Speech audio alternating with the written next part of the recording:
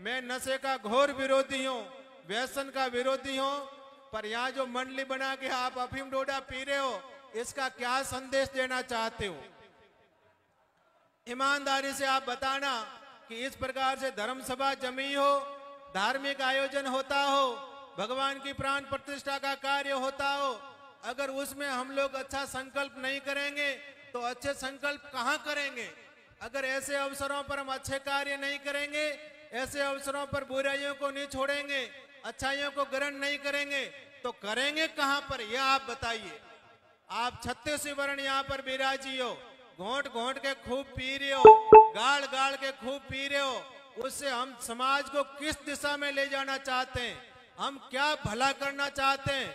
हम कौन सी दिशा में जाना चाहते हैं? ये बैठ करके सभी लोग चिंतन करना, आप लोग जितने भी पीने वाले हो और पिलाने वाले हो।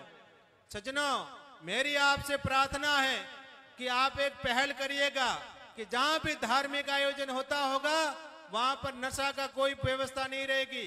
किसी को बीड़ी पीनी है, उनके घर की बीड़ी पिए, किसी को डोडा पीना है, उनके घर का डोडा पिए, किसी को अफीम खाना है, घर का अफीम खाए।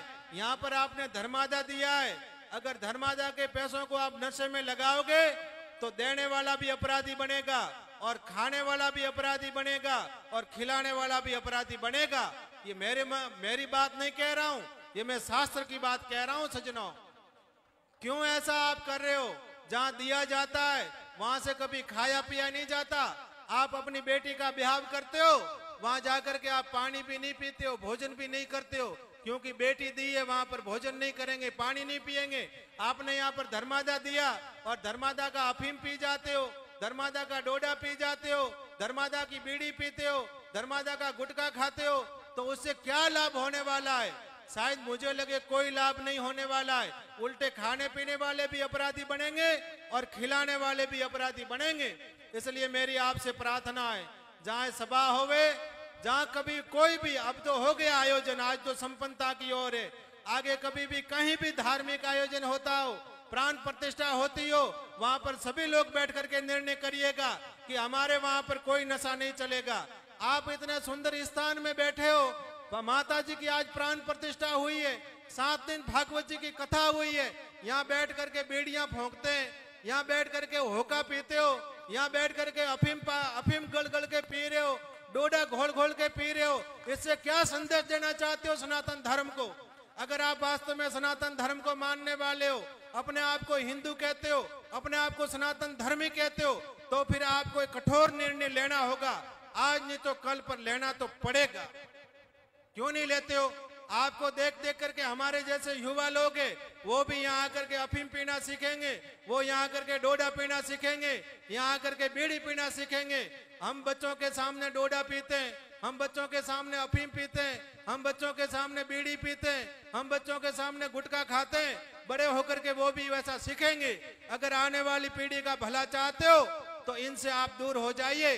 जिन लोगों को आदत पड़ी है, मान लो, मैं नहीं कहता हूं कि बुजुर्गों को आप छोड़ दीजिए, जिन बुजुर्गों की आदत है उनको आप दवाई की तरह ले लो। दवाई की तरह लेने में कोई नुकसान नहीं है, वो अपना ले लिया, किसी को नया चेला नहीं बनाना। एक भी व्यक्ति अगर हमारे संग से एक भी व्यक्ति हमारे को देख के अगर नशेड़ी बनता है तो महापाप लगता है, महापाप। नशा अपने आप में पाप है, इसलिए नशा से दूर होइए, नशा से समाज को दूर करिए, नशा से आने वाली पीढ़ी को दूर करिए। ऐसी मेरी आपसे प्रार्थना है।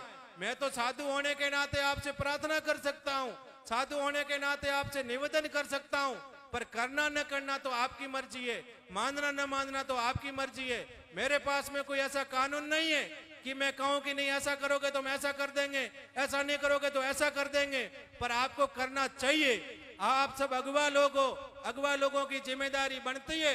एक तो घंटा घर में घड़ी लगी हुई हो और एक हाथ की घड़ी हो। घंटा घर की घड़ी अगर 1 घंटा पीछे रह जाए तो 10,000 लोगों का समय बर्बाद होता है, और हाथ की घड़ी अगर 1 घंटा पीछे रह जाए तो हमारा अकेलों का समय बर्बाद होता है। उसी प्रकार से जितने भी समाज के अगुवा लोग विराजे हो, समाज के प्रमुख लोग विराजे हो, आप प्रमुख लोगों की जिम्मेदारी बनती है कि आप समाज को अच्छी दिशा दो। आप सभी लोगों की जिम्मेदारी बनती है कि समाज में अच्छाइयां दो। आप सब लोगों की जिम्मेदारी बनती है कि हम ऐसा काम करके जाए जिससे आने वाली पीढ़ी उस पर गर्व से चले। और वो गर्व से ऐसा कहे कि हमारे पुरखे कितने समझदार थे जो हमको अच्छाइयां दे करके गए हैं। ये तो आने वाली पीढ़ियां हम लोगों को कोसेगी। हमारे पुरखे कैसे थे जो हमको नशा दे करके गए, हमारे पुरखे कैसे थे जो हमको बुराई दे करके गए, हमारे पुरखे कैसे थे जो हमको वेमनसी दे करके गए। सज्जनों, ऐसा काम करके जाओ। कबीरदास जी ने कहा है कि कबीरा जब हम पैदा हुए जग हंसे हम रोए, ऐसी करनी कर चलो हम हंसे और जग रोए। ऐसा काम करके जाओ कि जब प्राण छूटे तब हजारों लोग आपकी सब यात्रा के साथ में हो और लोग गर्व से कहे कि कितने अच्छे थे और चले गए। नहीं तो सज्जनों, पशु पक्षियों की भांति हम भी चले जाएंगे। लोग कहेंगे कि अरे अच्छा हुआ वो चला गया, बहुत दुख दिया था उसने, बहुत लोगों को उसने बिगाड़ा था। सज्जनों, मेरी तो आपसे यही प्रार्थना और निवेदन है।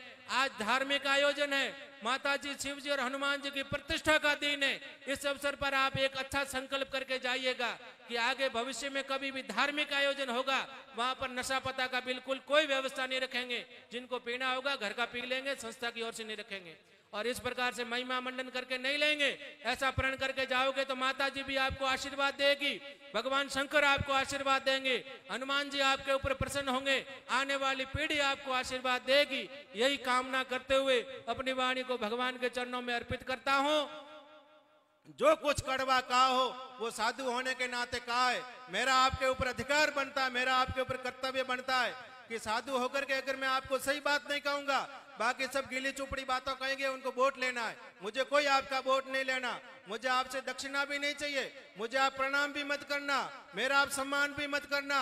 मुझे कहीं दोबारा आपको अच्छा न लगे तो बुलाना भी मत, पर मेरी बात को जीवन में जरूर उतार लेना। मेरा यहाँ पर आना सार्थक हो गया, मेरा बोलना सार्थक हो गया, आप सबका यहाँ पर विराजना सार्थक हो गया और ये आयोजन किया वो आयोजन भी सार्थक हो जाएगा। इन्हीं शब्दों के साथ में आयोजकों को, भामाशाहों को, कार्यकर्ताओं को, आप सभी पधारे उनको खूब खूब साधुवाद और धन्यवाद देता हूँ। अपनी वाणी को माँ के चरणों में अर्पित करता हूँ। सत्य सनातन धर्म की जय।